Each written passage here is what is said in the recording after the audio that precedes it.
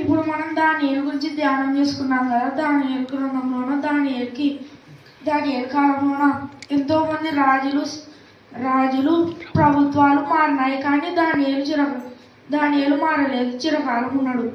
అట్లనే ఎంతోమంది సేవకులు వస్తుంటారు పోతుంటారు, కానీ దేవుడు ఎంచబడిన వారు మాత్రం చిరకాలం ఉంటారు.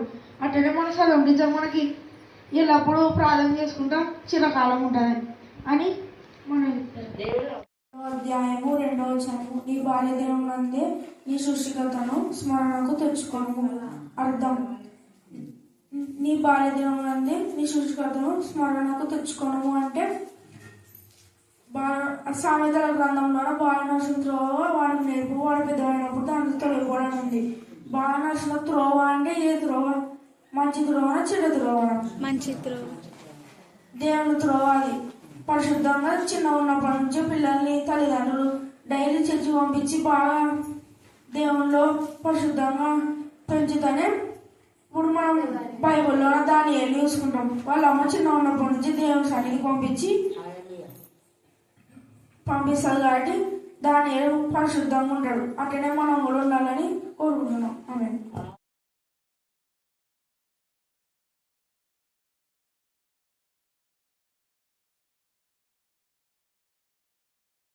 దేవ అద్భుత రీతిగా మీరు ఆ బిడ్డ నా ప్రభా సాక్షిగా మీరు నిలబెట్టుకున్నాం. అందుకు నేను స్తుతిస్తున్నాను. ఆ బిడ్డ వివాహానికి మీరే సమస్తము సమకూర్చి జరిగింపచేయమని ప్రార్థిస్తున్నాను.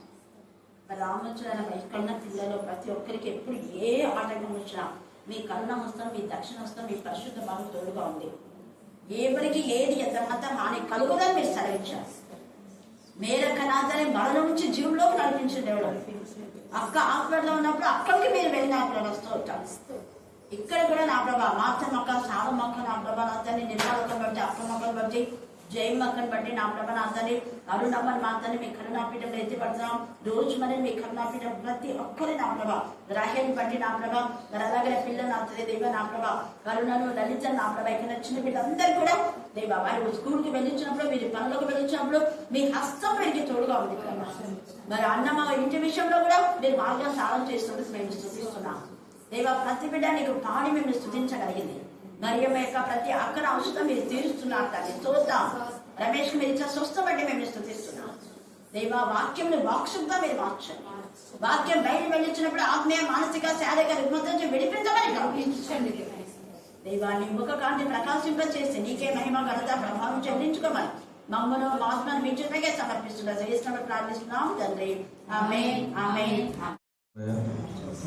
ప్రభా ఈ క్షణాన్ని చూడక ఎంతోమంది మట్టుకుమని ఉన్నారే. అలాగే తండ్రి మేమందరం నాకు తండ్రి రాలేక ఇంటి దగ్గరనే తండ్రి సినిమాలకు, సీరియళ్ళకు తండ్రి లోకాసరైన వాడికి చిక్కుకొని ఉన్నారుగా. వారందరికీ లేని భాగ్యాన్ని మీరు మా అందరికి దయచేశారు. అందరిని బట్టి మీకు వందనములు. ప్రభా ఎంతోమంది మరణించినప్పటికీ ప్రభా ఆ మరణంలో తండ్రి మేమందరం ఉండక మీరు మమ్మల్ని సజీవులకులో ఉంచి మేమందరిలో మీరు మమ్మల్ని నిలబెట్టుకునే విధానం బట్టి కూడా మీకు వందనం చెల్లిస్తున్నాను. ప్రభా ఈ క్షణం తండ్రి వచ్చిన ప్రతి ఒక్క బిడ్డను మీకు జ్ఞాపకం ఉంచుకున్నాయా. పేరు పేరున దీవించండి, ఆస్వాదించండి. వారికి కావాల్సిన ప్రతి అవసరతను మీ చిత్తానుసారంగా, మీ వాక్యానుసారంగా తీర్చిదిద్దండి. ప్రభా ఏదైనా తండ్రి మీ వాక్యంలోనే ఉంది. ఏదైనా తండ్రి మీకు ప్రార్థించే భాగ్యంలో ఉందయా. ప్రభా ప్రతి ఒక్కరు తండ్రి ఆ ఫలితాన్ని వారందరూ పొందినట్లుగా సాయం చేయండి. ప్రభా అలాగే తండ్రి అక్కడ మీరు జ్ఞాపకం ఉంచుకోండి అయ్యా. మీ ఆత్మశక్తిని తోడుగుంచండి, మీ కృపను తోడుగుంచండి. ఇంతకాలం తండ్రి ఎలా అయితే వాడుకున్నారో మరింతగా మీరు బహుబలంగా వాడుకునండి. అక్క ద్వారా తండ్రి మమ్మల్ని కూడా మీరు బహుగా వాడుకుంటున్నందుకు మీకు కొంతమంది చెల్లిస్తున్నాను. ప్రభా ఇంకా తండ్రి వెనకబడిన ప్రతి బిడ్డను కూడా మీరు జ్ఞాపకం ఉంచుకోండియా. మీ కృపను తోడుగుంచి వారిని కూడా మీరు ముందుకు నడిపించండి. అలాగే తండ్రి చిన్న బిడ్డలు మీరు జ్ఞాపకం ఉంచుకోండి. ప్రభా ఇంత చిన్న వయసులో తండ్రి మీ వాక్యం చెప్పగల భాగ్యాన్ని వారందరికీ దయచేశారు. అలాగే తండ్రి ఒకరికి మించి ఒకరు తండ్రి వాక్యం చెప్పగల శక్తిని, ఆ జ్ఞానాన్ని మీరు దయచేశారు. అందుని బట్టి కూడా మీకు కొంతమంది చెల్లిస్తున్నానయ్యా. ప్రభా ఇలాంటి బిడ్డల వయసు ఉన్న ప్రతి బిడ్డలు కూడా తండ్రి చాలామంది వరకు తండ్రి లోకంలో ఉంటూ వారి తల్లిదండ్రులు తగ్గట్టుగా తండ్రి ఇష్టానుసారంగా జీవిస్తున్నారు, ఇష్టం వచ్చినట్టుగా బ్రతుకుతున్నారు. వారికి తెలియదయా, కానీ వారి తల్లిదండ్రులకి తెలుసా మొత్తం. ప్రభు వారిని సరిచేయాలన్నా, వారిని మార్గంలో నడిపించాలన్నా వారి తల్లిదండ్రులే మార్పించాలి. కానీ తండ్రి వారు కూడా సరిగా లేక తండ్రి ఇష్టానుసారంగా తండ్రి పిల్లలను కూడా పిల్లలను కూడా విచ్చలవిడిగా ఇడిచిపెడుతున్నారయ్యా. అందును బట్టి తండ్రి ఎంతోమంది బిడ్డలు తండ్రి నాశనం అవుతున్నారు. చిన్న నియమించినదేమనగా నా రాజ్యంలోని సకల ప్రభుత్వముల యందుండు నివాసులు దానియేలొక్క దేవునికి భయపడుచు ఆయన సముఖమున వణుకుచుండవలెను. ఆయనే జీవం గల దేవుడు, ఆయనే యుగయుగములుండువాడు. ఆయన రాజ్యము నాశనము కానేరదు, ఆయన ఆధిపత్యము తుదమట్టునకు ఉండును. ఆయన విడిపించువాడు రక్షించువాడునయుండి పరమందును భూమి మీదను సూచక క్రియలను ఆశ్చర్య కార్యములను చేయువాడు. ఆయనే సింహముల నోటి నుండి ఈ దానియేలును రక్షించెను అని వ్రాయించెను. ఈ దానియేలు దర్యావేషు ప్రభుత్వ కాలమందును పారసీకుడవు కోరేషు ప్రభుత్వ కాలమందును వర్ధిల్లెను. దేవుడి పరిశుద్ధ వాక్యం దీవించి ఆశీర్వదించును గాక. ఆమేన్. 99వ అధ్యాయం 5వ వచనము. యెహోవాను నేను గణపరిచెదను. ఆయన పాదపీఠ ఎదుట ఆయన పరిశుద్ధుడు. కీర్తనల గ్రంథంలో 19వ అధ్యాయము 89వ వచనము. యెహోవా నీ వాక్యము ఆకాశమందు నిత్యము నిలకడగానున్నది. యెషయా గ్రంథము 49వ అధ్యాయము 16వ వచనము. చూడు, నా అరచేతులలో నిన్ను చెక్కి ఉన్నాను, నీ ప్రాకారములు నా ఎదుటనున్నవి.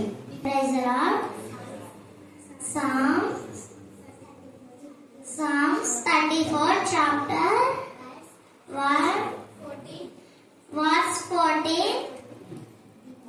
Depart from evil and do good. ಕೀರ್ತನೆಗಳು 3 ಅಧ್ಯಾಯ 8 ವಚನ. ಕರ್ತನದೇ ನಿನ್ನ ಜನರ ಮೇಲೆ ನಿನ್ನು ಆಶೀರ್ವಾದ ಉರಿತು. కీర్తనల గ్రంథము 3వ అధ్యాయము 8వ వచనము. రక్షణ యెహోవాది, నీ ప్రజల మీదికి ఆశీర్వాదం వచ్చుగాక. 58వ అధ్యాయం 11వ వచనం. యెహోవా నిన్ను నిత్యం నడిపించును, క్షేమ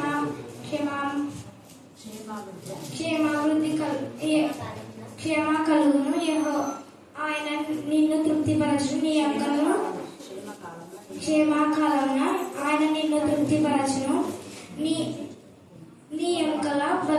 అంకలను బలపరచును. నీవు నీరు కట్టిన తోటవలెను. అపోస్తల కార్యము 1వ అధ్యాయము 8వ వచనము. ఆయనను పరిశుద్ధాత్మ మీ మీదికి వచ్చినప్పుడు మీరు శక్తి నొందెదరు. కాగా మీరు యెరూషలేమును యూదయ సమరయ దేశంలో ఎందుటను భూదిగంతముల వరకు నాకు సాక్షులైదురని వారితో చెప్పాను. 1 కొరింథీయులకు రాసిన పత్రిక 1వ అధ్యాయము 9వ వచనము. మన ప్రభు అయిన యేసుక్రీస్తు తన కుమారుని సహవాసమునకు పిలిచిన దేవుడు నమ్మదగిన వాడు. 7వ అధ్యాయము 1 నుంచి 2 వచనములు. యెహోవా నా బలమా, నిన్ను ప్రేమించుచున్నాను. యెహోవా నా శైలమా, నా కోట, నా రక్షించువాడవు నీవు. అంకుల తల మీదికి ఆశీర్వాదములు వచ్చును, బలత్కారము భక్తిహీనుని నోరు మూసివేయును. Proverbs chapter 10 verse 6. Blessings are on the head of righteous, but violence spread over the mouth of wicked. नीति वचन 10 अध्याय 6 वचन. धर्म पर बहुत से आशीर्वाद होता है, तुरंत उपद्रव दुष्टों का मुँह जा लेता है. ಜ್ಞಾನಿಯತ್ 10 ಅಧ್ಯಾಯ 6 ವಚನ. ನೀತಿಮಂತರ ತಲೆಯ ಮೇಲೆ ಆಶೀರ್ವಾದ ಇವೆ, ಅದರ ದುಷ್ಟರ ಬಾವಿಯನ್ನು ಬಲಾತ್ಕಾರವು మచ్చుతది. 8 నుంచి 14 వరకు చదువుకున్నాను. నేను ఈ కొమ్ములను కనిపెట్టగా ఒక చిన్న కొమ్ముల వాటి మధ్యను లేచెను. దానికి స్థలమిచ్చుటకై ఆ కొమ్ములలో 3 పెరికివేయబడినవి. ఈ కొమ్మునకు మానవుల కన్నుల వంటి కన్నులను, గర్వముగా మాటలాడు నోరును ఉండెను. ఇంకా సింహాసనములను వేయుట చూచితిని. మహావృద్ధుడొకడు కూర్చుండెను. ఆయన వస్త్రము హిమము వలె ధవలముగాను, ఆయన తల వెంట్రుకలు శుద్ధమైన గొర్రెబొచ్చు వలె తెల్లగాను ఉండెను. ఆయన సింహాసనము అగ్ని జ్వాలల వలె మండుచుండెను. దాని చక్రములు అగ్ని వలె ఉండెను. అగ్ని వంటి ప్రవాహము ఆయన యుద్ధ నుండి ప్రవహించుచుండెను. వేల కొలది ఆయనకు పరిచారకులుండిరి. కోట్ల కొలది మనుషులు ఆయన ఎదుట నిలిచిరి. తీర్పు తీర్చుటకై గ్రంథములు తెరవబడెను. అప్పుడు నేను చూచుచుండగా ఆ కొమ్ము పలుకుచున్న గర్వపు మాటల నిమిత్తము వారు ఆ జంతువును చంపినట్టు కనబడెను. తర్వాత దాని కబేరము మండుచున్న అగ్నిలో వేయబడెను. మిగిలిన జంతువుల ప్రభుత్వము తొలగిపోయిను. సమయము వచ్చే వరకు అవి సజీవుల మధ్యను ఉండవలనని ఒక సమయము, ఒక కాలము వాటికి ఏర్పాటాయను. రాత్రి కలిగిన దర్శనములను నేను ఇంకను చూచుచుండగా ఆకాశ మేఘారూఢుడై మనుష్య కుమారుని పోలిన ఒకడు వచ్చి ఆ మహావృద్ధుడు వాని సన్నిధిని ప్రవేశించి ఆయన సముఖమునకు తేబడెను. సకల జనులను, రాష్ట్రములను, ఆయా భాషలు మాట్లాడువారును ఆయనను సేవించినట్లు ప్రభుత్వమును, మహిమయు, ఆధిపత్యమును ఆయనకి ఇయ్యబడెను. ఆయన ప్రభుత్వము శాశ్వతమైనది, అదెన్నటికి తొలగిపోదు. ఆయన రాజ్యము ఎప్పుడు లయము కాదు. చదువుకున్నాం. ప్రధాన గాయకునికి యెహోవా దాసుడైన దావీదు కీర్తన. అతని శత్రువులందరి చేతిలో నుండి, సౌలు చేతిలో నుండి యెహోవా అతన్ని తప్పించిన దినమున దావీదు ఈ గీత వాక్యంలో చెప్పి యెహోవాను స్తోత్రించి అతడు ఇట్లా నేను 18వ కీర్తన. యెహోవా నా బలమా, నేను నిన్ను ప్రేమించుచున్నాను. యెహోవా నా శైలము, నా కోట, నన్ను రక్షించువాడు, నా కేడము, నా రక్షణ శృంగము, నా ఉన్నత దుర్గము, నా దేవుడు, నేను ఆశ్రయించున్న నా దుర్గము. కీర్తనీయుడైన యెహోవాకు నేను మొరపెట్టగా ఆయన నా శత్రువుల చేతుల నుండి నన్ను రక్షించుము. దేవుడి యొక్క పరిశుద్ధ వాక్యం దీవించును. వధింపబడిన గొర్రెపిల్ల రక్తానికి ఎంత స్తుతించినా కూడా తక్కువే. దేవా, మరి కొన్ని సంవత్సరాలుగా మాతో అనుబంధం ఉన్నటువంటి జయంతి దేవా, నా తల్లి, ఆమెకు నీకు మహిమకరమైన విధానంలో మంచి జీవితాన్ని ఇచ్చి ఇచ్చినటువంటి 2 కుమార్తెను బట్టి నేను స్తుతిస్తూ, మరి పెద్ద కుమార్తె వివాహంలో సమస్తము జరిగింపజేశారు. దేవా, వివాహం మా తల్లి ఘనంగా, మర్యాదగా, పరిశుభ్రంగా మీరు జరిగిస్తున్నారు. మేము స్తుతిస్తున్నాం.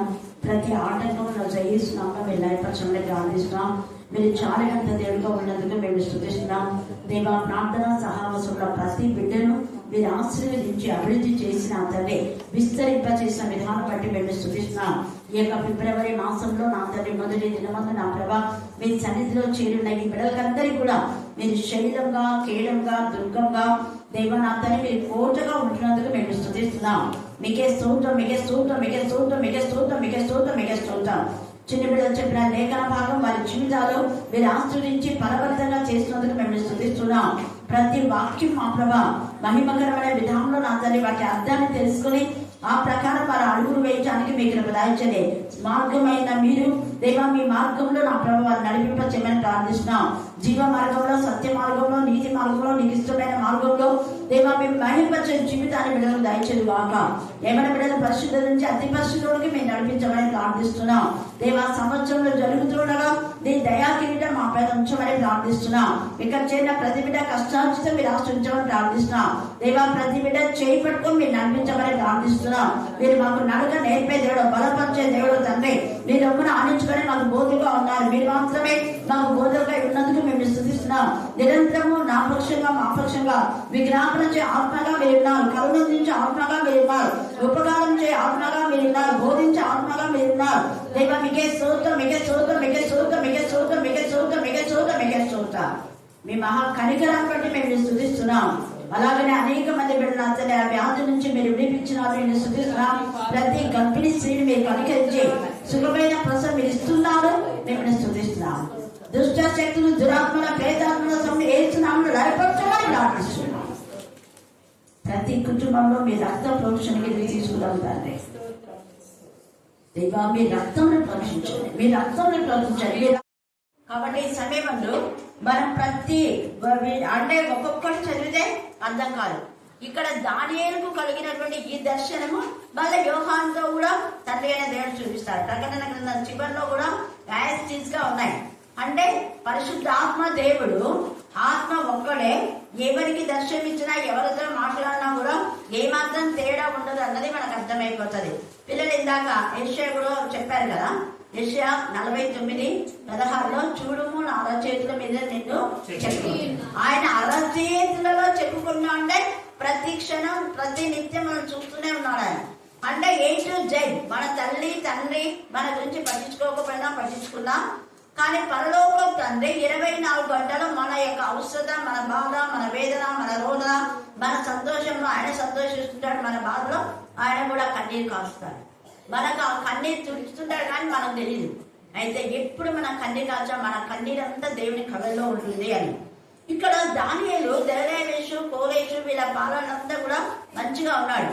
కానీ బెల్షస్సర్ యొక్క కాలంలో ఉన్నప్పుడు ఆయనకు పడినటువంటి ఆ యొక్క దర్శనం రాబోయే విధానంలో జరుగుతుంది అని అక్కడ చెప్పాడు దానియేలుతో. ఏంటంటే ఇప్పుడు మనం చూస్తున్నాం, చూడండి 8వ వచనం. నేను ఈ కొమ్ములను కనిపెట్టగా ఒక చిన్న కొమ్ము వాటి మధ్య లేచెను, దానికి స్థలం ఇచ్చుటకై ఆ కొమ్ములలో 3 పెరిగివేయబడినవి. ఈ కొమ్మునకు మానవుల కన్నుల వంటి అంటే పెరిగివేయబడిన తర్వాత ఇంకో కొమ్ము ఉంది అన్నమాట, స్థలం ఇస్తున్నాడు. ఆ కొమ్ముకు మానవుల కన్నుల వంటి కన్నులను గర్భంగా మాట్లాడు నోరును. ఇక్కడ మనం గమనించాలి, మన ప్రకటన గ్రంథంలో కూడా 4 జీవులు కన్నులు కలిగి ఉన్నాయి. 4 జీవుల రెక్కల కింద ఒక హస్తం ఉంది అని కూడా మన మానవ హస్తం అని చెప్తాం. ఆ 4 జీవులు కూడా 4 రకాలంటే ఒక్కొక్క జీవి 4 ముఖాలు, ఒక్కొక్క జీవి 4 ముఖాలు. అంటే 4 ఎద్దులు ఉన్నాయి, 4 సింహాలు ఉన్నాయి, 4 మనుషుల ముఖం ఉంది, తర్వాత పక్షిరాజు ముఖం ఉంది. వీటన్నింటినీ ఎందుకు అక్కడ తండ్రి అయిన దేవుడు తెలియజేస్తున్నాడు. ఇక్కడ కూడా ఈ కొమ్ముల గురించి ఏంటంటే ఈ క్రూర మృగములకు 10 కొమ్ములు ఉంటాయి. క్రూర మృగానికి ఉండే 10 కొమ్ములు. ఇదంతా ప్రకటన చదివితే మీకు తేటగా అర్థమైపోతుంది. ఆ 10 కొమ్ములలో గర్వంతో అహంకారంతో దేవుని పిల్లలు ఇష్టానుసారంగా కొమ్ములతో పొడుస్తున్నారు. మధ్యాహ్నం చూపించానండి యెహెజ్కేలు 19వ మరోసారి గుర్తు చేస్తాను. యెహెజ్కేలు 34:18 చదవండి. 34వ అధ్యాయం 18వ వచనం.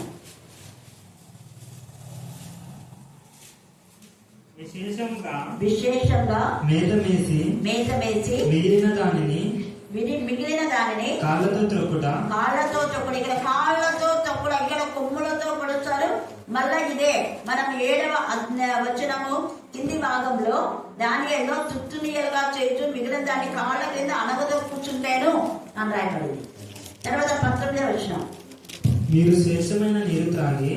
వాడు ఏం చేస్తున్నాడు, ఈ 10 కొమ్ములు కలిగిన క్రూర మృగమేమో తాను తన దగ్గర వాళ్ళు శ్రేష్టమైన నీళ్లు తాగి మిగిలిన దానిని కాళ్ళతో కలకలు చేస్తాయి. అంటే దాన్నంతా ఏం చేస్తాయి, ఇట్లా కదిలిస్తే అంతా దుమ్ము అవుతాయి కదా, నీళ్ళని కదిలిస్తే అడుగున బురద గిద్ద అంతా అవుతాయి. కలకలు అంటే అదనమాట చేసి వాటిని తాగడానికి చెప్తాను. నా పిల్లల మీద ఆడాలనా అని దేవుడికి కోపం వచ్చేస్తాడు.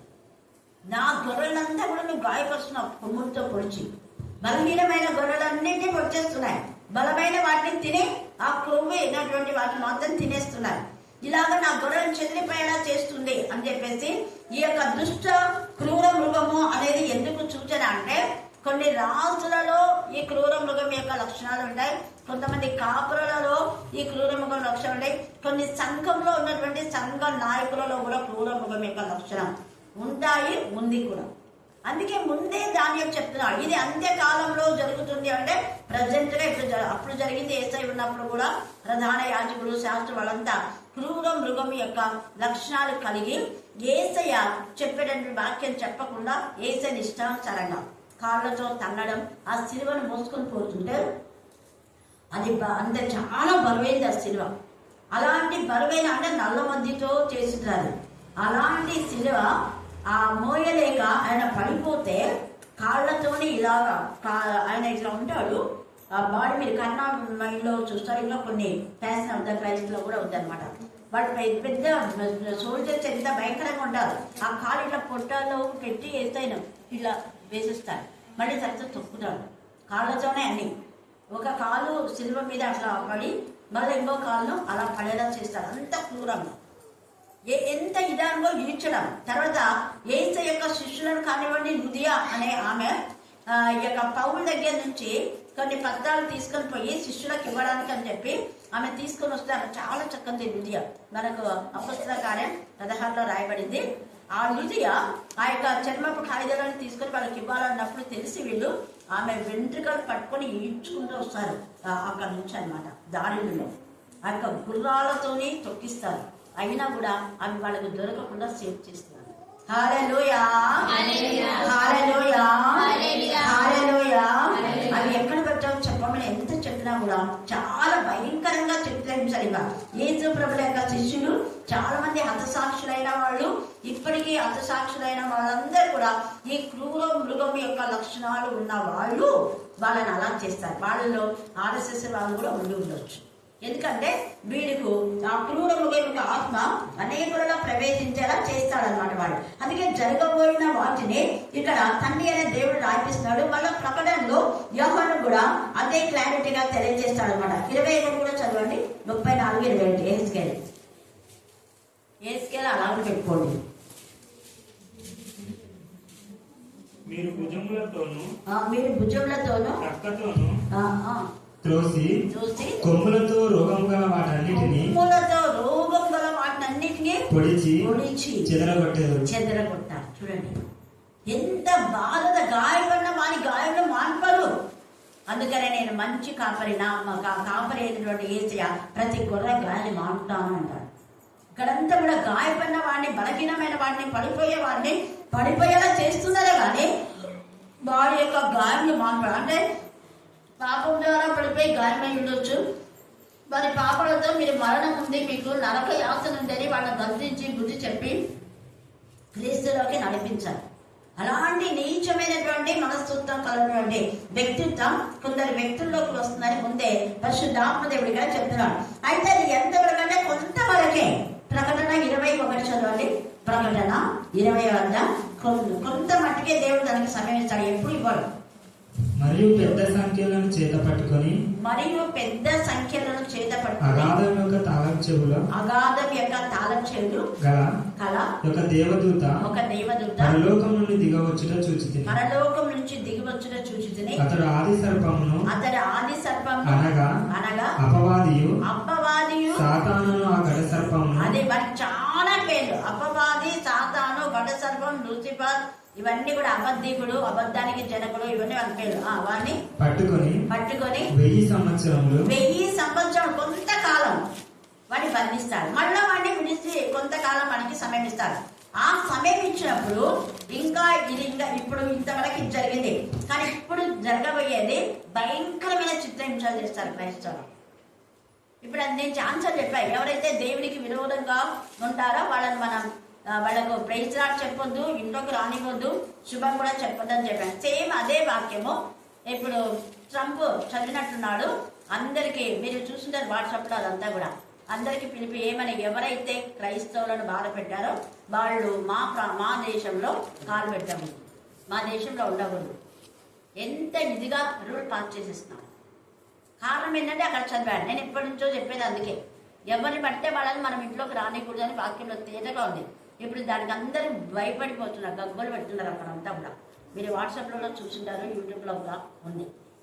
అంటే దేవుడి యొక్క రాకల్లో దేవుడు తన పిల్లలకు కూడా జ్ఞానం ఇస్తాడు. కొంత సమయం వాళ్ళ బాధను అనుభవిస్తారు, కొంత సమయమే. అందుకే ప్రకటన 2:10 ప్రతిదినములు శ్రమ కలుగు మరణానికి నమ్మకము అందము, నేను నీకు జీవ కిరీటం ఇస్తాను. ఈ అపవాది ఎప్పుడు మనల్ని బాధించాడు, వాని యొక్క కొంత సమయం మాత్రం. అప్పుడు వెంటనే మళ్ళా చూడండి 9వ వచనం. ఇప్పుడు దానియేలు 7:9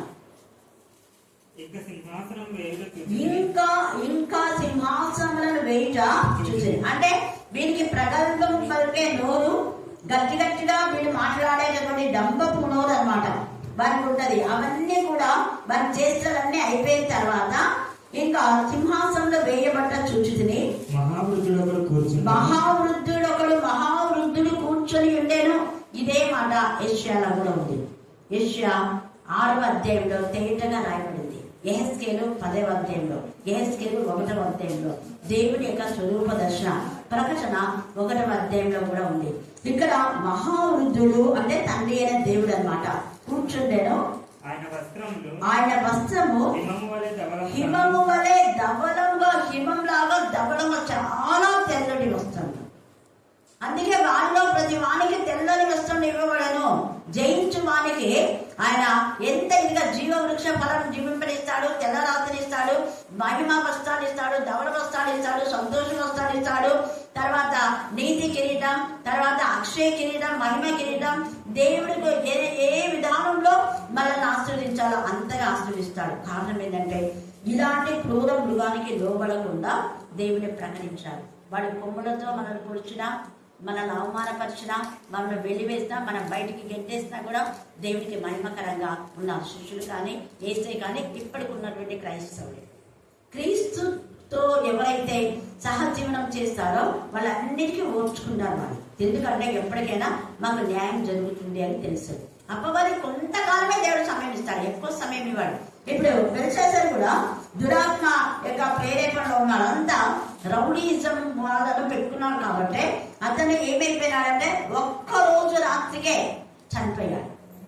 5వ అధ్యాయం మనం 30 చూస్తే ఆ రాత్రి ఇందే కల్దీయుల రాజుకు బెల్షస్సరు హతుడైంది. అంటే రిపెంటెన్స్, పశ్చాత్తాపం పొందే అవకాశం కూడా రాలేదు. నిజమైన పశ్చాత్తాపం కూడా లేదు. ఇస్కరియోతీయులో కూడా నిజమైన పశ్చాత్తాపం లేదు. కింగ్ సౌలుకు ఎన్నిసార్లు దావీదు చెప్పినా ఆ పశ్చాత్తాపం అనేది లేదు. ఫరోకు పశ్చాత్తాపం ఖచ్చితుడు, వాళ్ళ హృదయమే కఠినం, పశ్చాత్తాపం పడరు కాక పడరు. ఎందుకు అంటే నాశనం చేయడానికి నాశన పురుషుల్ని దేవుడు సృష్టించాడు. వీడు నాశనానికి గురి అయ్యేటటువంటి వాడు కాబట్టి వాడు మార్చుకోవాలి. వాళ్ళు అల్లాడి కొమ్ముతో పొడిచి అల్లాడి రక్తం కాపుతుంటే కూడా మనకి జాలి. ఏసైకి అంతగా శరీరం అంతా గాయం చేస్తే ఒక్క కొరడాతో కొడితే 9 కొక్కాలు ఉంటాయి. ఒక్కసారి ఒక కొరడా వేస్తే 9 చారలు పడి అవి దారలాగా సన్నగా ఉంటాయి అన్నమాట కొక్కేలు. దానితో కొడితే ఆ మాంసం ముద్దలన్నీ చిన్న చిన్న ముద్దలు. మరొక కొరడ వేస్తే మళ్ళీ చిన్న చిన్న. భూమి ఏ విధంగా నాగలితో దున్నితే పెద్దలు వస్తాయి కదా, అలాగా ఏసై శరీరం అంతా దున్నబడతాయి. ఒకటి తక్కువ 40 అంటే 39 దెబ్బలు ఆయనకి వేస్తారు కొడరాడు. శరీరం అంతా గాయమే. కారణం ఏంటంటే నిన్ను నన్ను ఆయన శరీరంలో విత్తుకోవాలని. అందుకనే ఇది నా శరీరం, నలుగొట్టుకున్న నా శరీరం, దీన్ని మీరు తీసుకోండి, నన్ను జ్ఞాపకం చేసుకుని నేను ఎలాగా సిలువలో బాధను భరించానో అది జ్ఞాపకం చేసుకుంటూ ప్రభు బల్లలో పాలు పొందాలి. ప్రభు బల్లలో ఎవరికైతే పాలు ఉండదో నాకు మీకు పాలు లేదు అంటాడు.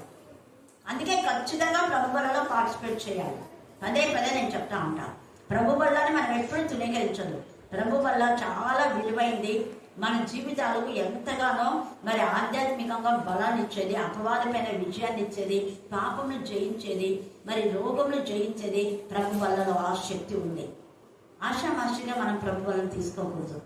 అందుకని ఇక్కడ ఆ మహావృద్ధుడు ఆయన వస్త్రము హిమము వలె ధవలంగా ఉండేదంటాడు. ఆయన వస్త్రం ఎలాగో ఉందో అలాంటి వస్త్రాలను, ధవల వస్త్రాలు దేవుడు మనకు కూడా ధరింపచేయాలనేది ఆయన యొక్క ఆశ. ఆయన తల వెంట్రుకలు శుద్ధమైన గొర్రెబొచ్చు వలె. చూడండి ఎంత ఇదిగా స్వచ్ఛమైన గొర్రెబొచ్చు వలె అంట. ఎంత బాగా చెప్తున్నాడు చూడండి. శుద్ధమైన గొర్రెబొచ్చు వలె తెల్లగాను ఉండేను. ఆయన సింహాసనము అగ్ని జ్వాలల వలె మండుచుండెను. సింహాసనము అగ్ని జ్వాల వలె మండుచున్న జ్వాలలో సింహాసనం ఉంది. యెషయా 6వ అధ్యాయం తీసుకోండి. యెషయా 6వ అధ్యాయం. దేవుడు తేజగా ఎక్కడ వేరుగా లేదు. అక్కడ ఏముందో ఇక్కడ కూడా అదే. ప్రకటన కూడా సేమ్ ఇదే ఉంటది. చదవండి యెషయా 1 రాజైన ఉజ్జియా మృతి నొందిన సంవత్సరమున అత్యున్నతమైన సింహాసనమందు ప్రభు ఆసీనుడై ఉండగా నేను చూచితిని. ఆయన చొక్కాయి అంచులు దేవాలయమును నిండుకొనెను. ఆయనకు పైగా శరాపులు ఇచ్చున్నారు. పైన ఉన్నారు, చుట్టూ ఉన్నారు. ఒక్కొక్కరికి 6 రెక్కలను, ఒక్కొక్కరికి 6 రెక్కలను, ప్రతివాడు 2 రెక్కలతో, ప్రతివాడు 2 రెక్కలతో, తన ముఖమును రెండింటితో, తమ ముఖమును రెండితో, తన కాళ్ళను కప్పుకొనుచు, తన కాళ్ళను ముఖాలు కప్పుకొని దేవుని మహిమ చూడలేకపోతున్నాయి. కెరాపులు శరాపులే చూడలేక, అంత మహిమ గల దేవుడు మన దేవుడు. రెండింటితో ఎగురుచుండెను. రెండితో ఎగురుచుండెను. వారు సైన్యములకు అధిపతియగు యెహోవా, సైన్యములకు అధిపతియగు యెహోవా, పరిశుద్ధుడు పరిశుద్ధుడు పరిశుద్ధుడు, పరిశుద్ధుడు పరిశుద్ధుడు పరిశుద్ధుడు, సర్వలోకము ఆయన మహిమతో నిండి ఉన్నది, సర్వలోకము ఆయన మహిమతో నిండి ఉన్నది అని గొప్ప స్వరముతో, అని గొప్ప స్వరంతో గాన ప్రతిగానములు చేయుచుండిరి. గాన ప్రతిగానములు చేయుచుండెను. వారి కంఠస్వరము వలన, వారి కంఠస్వరం వలన గడప కమ్మల పునాదులు, గడప కమ్ముల పునాదులు కదులుచు, కదులుచు, మందిరము ధూపం చేత నిండగా, మందిరము ధూపం చేత నిండగా, నేను అయ్యో, అప్పుడు చూసి భయపడి, అయ్యో పవిత్రమైన పెదవులు గలవాడు ప్రభా, నా పెదవులు అపవిత్రమైపోయాయి. మన పెదవులు చాలా జాగ్రత్త. ఎవరైనా చెడ్డ మాట మాట్లాడితే మళ్ళా మన నోటి నుంచి ఆ మాట రిపీట్ చేయకూడదు. చేస్తే మళ్ళీ మనం కూడా చెడ్డ మాట మాట్లాడినట్టే. ఎంతసేపు చెడ్డ మాట మాట్లాడాలని చెప్పాలే కానీ మళ్ళీ ఆ పదాన్ని మనం యూజ్ చేయకూడదు. పెదవులు ఎంతగా అక్కడ అపవిత్రమైన జనుల మధ్య ఉన్నాడు కాబట్టి అపవిత్రమైపోయినాడు. యెషయా ఎంత పరిశుద్ధుడు, ఎంత యథార్థంగా, ఎంత నిజాయితీగా ఉన్న వ్యక్తి, అయ్యో దేవా నా సహవాసం సరిగా లేదు. అందుకే ఈ రాత్రి కాల సమయమందు మన సహవాసాలు చాలా చాలా చాలా ప్రాముఖ్యం. సహవాసాల నుంచే బ్రతుకులు పాడైపోతాయి. మంచి సహవాసం లేకపోతే ఆత్మీయ స్థితిని మనం కోల్పోతాం. మన దేవుడి ఆత్మీయంగా ఎంత ఇదిగా ప్రార్థన చేశారు. మంచి సహవాసంలో ఉంటే ఆత్మీయంగా బలపడతాం. ఆత్మీయంగా మరి ఇతరులను కూడా ఆత్మలోకి నడిపించే శక్తిని దేవుడు మనకిస్తాడు. అందుకని ఇక్కడంతా చాలా ఉంది, మీరు తర్వాత చదువుకోండి. అప్పుడు నిప్పులను తీసి ఆయన పెదవులకు పెడితే అప్పుడు శుద్ధి అయిపోయి అంటాడు కదా, నేను ఎవరిని పంపుతా అంటే నేను ఉన్నాను కదా ప్రభా, నేను ఇప్పుడు శుద్ధి చేయబడినా, నా పెదవులకు అపవిత్రత పోయింది. ఎస్, మన శుద్ధి చేయబడిన వెంటనే మన యొక్క క్యారెక్టర్ ఏంటంటే అనేక ఆత్మల సంపాదన. రెండవ విధంగా మారిన వెంటనే పక్కనున్నోని సెకండ్లో మారిన వెంటనే మౌనంగా లేడు, పక్కనున్న వ్యక్తిని మార్చాలని. ఆ దొంగ చావు బ్రతుకుల ముందుగా దొంగకు డిజైన్ ఉంటే దేవుని యొక్క ఆత్మను తాకితే, దేవుని యొక్క మాట మన జీవితంలో తాకితే అనేక ఆత్మలు మనం తీసుకొస్తాం. ఆ భారం అనేది ఉంటుంది, బాధ్యత అనేది ఉంటుంది.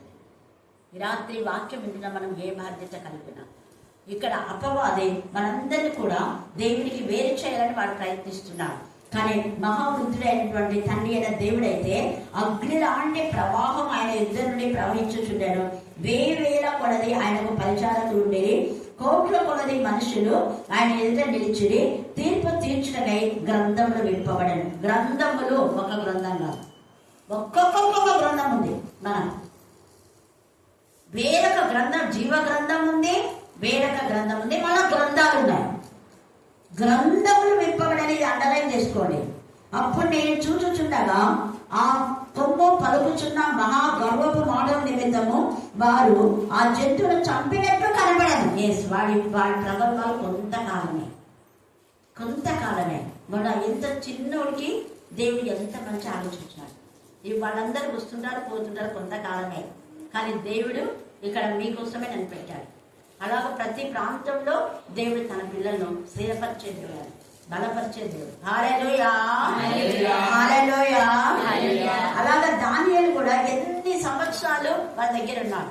కోరేషు ప్రభుత్వంలో, తర్వాత దైరవేషు ప్రభుత్వంలో చనిపోయే వరకు కూడా దేవుడు అక్కడ దానియేలును హెచ్చించాడు, వర్ధిల్ల చేశాడు. సేమ్ ఇదే మనం చూస్తే ప్రకటన 19వ అధ్యాయము, ప్రకటన 19వ అధ్యాయం 19వ వచనం చదవండి.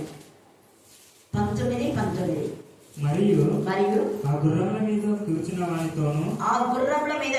వానితోను, ఆయన సేనతోను యుద్ధం చేయుటకై ఆ క్రూర మృగమును భూరాజులను వారి సేనలను కూడి ఉండగా చూచితిని. అప్పుడు ఆ మృగమును దాని ఎదుట సూచక్రియలు చేసి దాని ముద్రను వేయించుకొని వారిని ఆ మృగపు ఆ మృగం యొక్క ప్రతిమకు నమస్కరించిన వారికి మోసపరిచిన అబద్ధ ప్రవక్తయు పట్టబడి వారిద్దరు ఎక్కడ వేయాలంటే అగ్నిలో.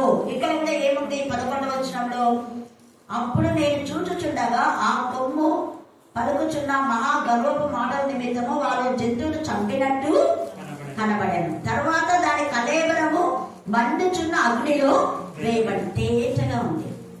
అక్కడ యోహానుకు దేవుడు దర్శనం చూపించాడు, ఇక్కడ సేమ్ దర్శనం, వేరుగా లేదు. సజీవుడైన దేవుడు ఆత్మ ఒక్కడే అన్నదానికి ఇదే ఒక నిదర్శనం. 20 వచ్చిన కూడా చదవండి, ప్రకటన 19:20. అప్పుడు ఆ మృగమును దాని ఎదుట సూచక్రియలు చేసి దాని ముద్రను వేయించుకొని వారిని ఆ మృగం యొక్క ప్రతిమకు మొక్కిన వాటితో సహవాసం చేసిన వాళ్ళందరినీ అక్కడ చంపేస్తున్నాడు. తర్వాత మనం చూస్తే 20వ అధ్యాయం 10వ వచనం నుంచి 15 దాకా చదువు. 10 ఎవరు ఈ అపవాది మోసపరిచినాడు. వాడు ఎప్పుడు మోసగాడు. వాడు మోసగాడు కాబట్టి అబద్ధ వాక్యములకు వేరే కలిపి మనం చెప్తుంటాడు. అందుకని వాడు మోసపరిచేవాడు. అగ్ని గంధకములు గల గుండంలో పడవేయబడను. అచ్చట ఆ క్రూర మృగమును అబద్ధ ప్రవక్తయు ఉన్నారు. వారి యుగయుగములు రాత్రి పగళ్ళు పాలింపబడతారు. ఒక్క రోజు నిన్ను బాధ పెడితే 5 నిమిషాలు దేవుని పిల్లలు బాధపడితే వాడు 5 కోట్ల సంవత్సరాలకి ఇంకెక్కునే బాధపడాలి. అందుకే ఎంత ఇదిగా వాళ్ళ బాధ ఉంది. 15 వచ్చిన దాకా మీకు తర్వాత చదువుకోండి. కాబట్టి తండ్రి అయిన దేవుడు మన పక్షంగా ఉన్నాడు. కొంతకాలమే మనకు బాధ, మనల్ని బాధించిన వారికి భయంకరమైన శిక్ష. కానీ గ్రంథంలో విప్పబడిన తర్వాత దేవుడు ఎందుకు భయభక్తి గల వాడని దేవుడు బహుగా ఆశీర్వదిస్తాడు. అందుకే ఈ దానియేలు 12వ వచనం చదవండి.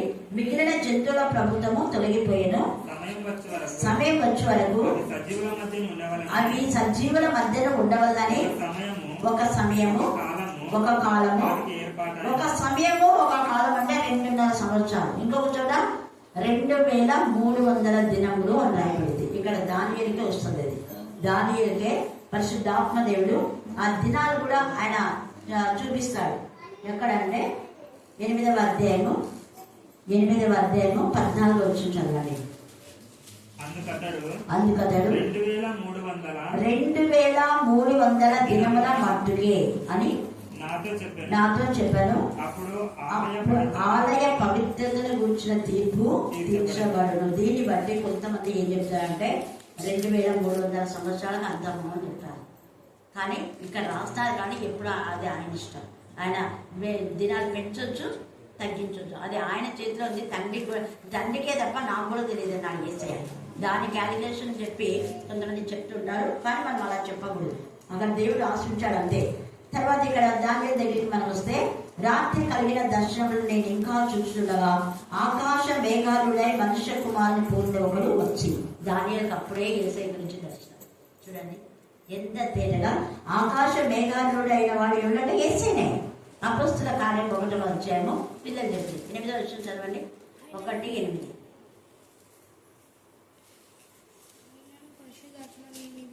వచ్చినప్పుడు మీరు శక్తి నందులో అని ఆయన ఇవన్నీ చెప్పి, ఆయన పరిశుద్ధాత్మ మీ మీదకి వచ్చినప్పుడు శక్తి నొందినప్పుడు ఆయన ఆకాశ మేఘాలుడై ఎలాగ వెళ్ళాడో అలాగ వచ్చడం మీరు చూస్తారన్నారు. అందరిగా లోకస్తులు అందరు కనపడారు.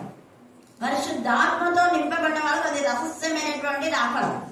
పరిశుద్ధులకు మాత్రమే ఆ స్వరాన్ని వింటారు. ఎందుకంటే మత్తయి సువార్త మనం చూస్తే అక్కడ 27వ అధ్యాయం 51 నుంచి మీరు 55 దాకా చదివితే పరిశుద్ధుల శరీరం లేచి పరిశుద్ధులకే కనపడతాయి.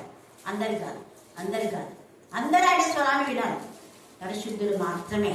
కాబట్టి మనం యేసయ్య స్వరాన్ని గుర్తుపట్టాలంటే ఎక్కువ యేసయ్యతో మనం మాట్లాడాలి, సహవాసం కలిగి ఉండాలి.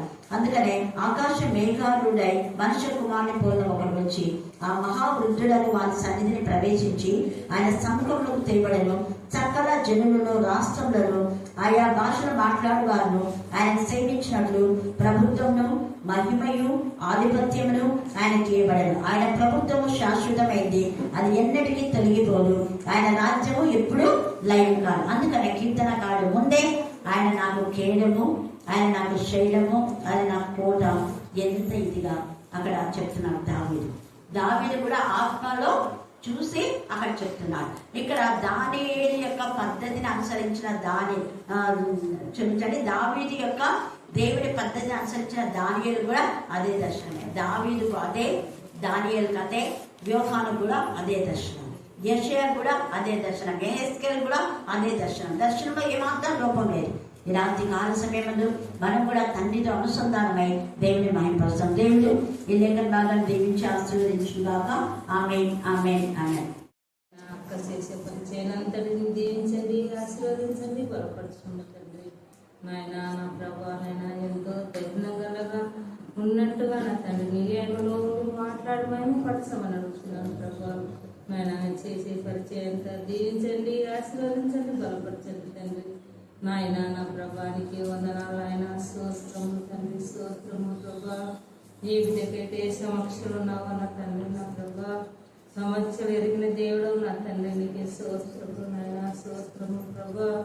ఏ విధకైతే ఆదేశంలో ఉన్నావో నాయన నా ప్రభా, సర్వోన్నతుడా, సర్వశక్తివంతుడు నా ప్రభా. నాయన నేను నీ అడుగు తీస్తాను, ఎత్తుతే దొరుకుతానని సెలవిచ్చిన దేవానికి స్తోత్రము ప్రభా. నాయన చిన్న మందుగా మా కూడుకొనుండగా నా ప్రభా ప్రతి బిడ్డలు దీవించండి, ఆశీర్వదించండి, బలపరచండి నా తండ్రి. ఇంకా రానయ్యే బిడ్డలు నాయన నా ప్రభా నీ మందిరానికి రప్పించి నాయన నీ వాక్యం ఏంటప్పుడు నాయన బలాన్ని శక్తిని దయచేయమని అడుగుతున్నాను ప్రభా. నాయనానికే స్తోత్రము నాయన, స్తోత్రము తండ్రి. ఈ గ్రామం అంతను దీవించండి, ఆశీర్వదించండి, బలపరచండి తండ్రి.